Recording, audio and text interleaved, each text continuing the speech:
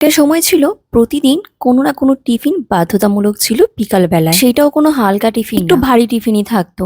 যেমন মনে করো চপ, তারপর তোমার হলো পুরি, সিঙ্গারা, নুডলস, পাস্তা, ডিম পাউরুটি, যে কোনো কিছু। ভারী খাবার ছাড়া সন্ধ্যাটাই মনে হয় পার হতো না।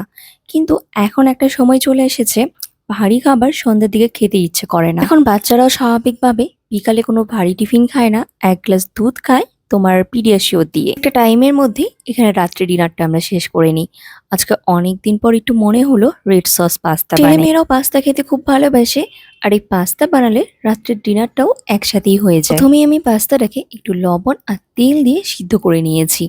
অল্প একটু তেল দিলে পাস্তাটা তোমার একসাথে লেগে থাকে না, অনেকটাই ঝরঝরা হয়। বা পাস্তাটা সিদ্ধ হয়ে যাওয়ার পর তুমি যদি এটা ধুয়ে হালকা একটু তেল দিয়ে মাখিয়ে রাখো তাহলেও খুব ভালো হয়। যখনই পাস্তা বানাই না কেন আমি একটু চিকেন দিয়ে বানানোর চেষ্টা করি। আমার ছেলেমেয়েরা চিকেন পাস্তাটা বেশি পছন্দ করে। এই চিকেন গুলোকে একটু কিউব করে কেটে নিয়েছি, আর পাস্তার জন্য আমার একটা সস লাগবে, সেটা আমি বাড়িতেই বানিয়েছি।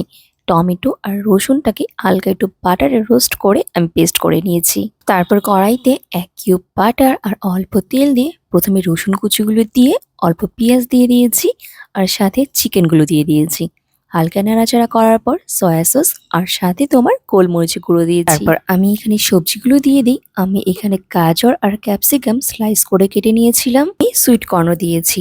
আমি হলো বাজারে যে সুইট কর্নের ফ্রোজেন প্যাকেটগুলো পাওয়া যায় সেগুলো কিনে এনে রাখি। সবজিগুলো দিয়ে চিকেনটাকে একটু নাড়াচাড়া করার পর যে পেস্টটা বানিয়েছিলাম টমেটোর, সেই পেস্টটা দিয়ে সাথে হলো ম্যাগি পাস্তা মশলা দিয়েছি। সবকিছু একটু নাড়াচাড়া করার পর এখানে টমেটো সস, পরিমাণ মতো লবণ আর চিনিও একটু দিয়েছি। তার জন্য পাস্তার টেস্টটাও অনেকটাই ভালো আসে।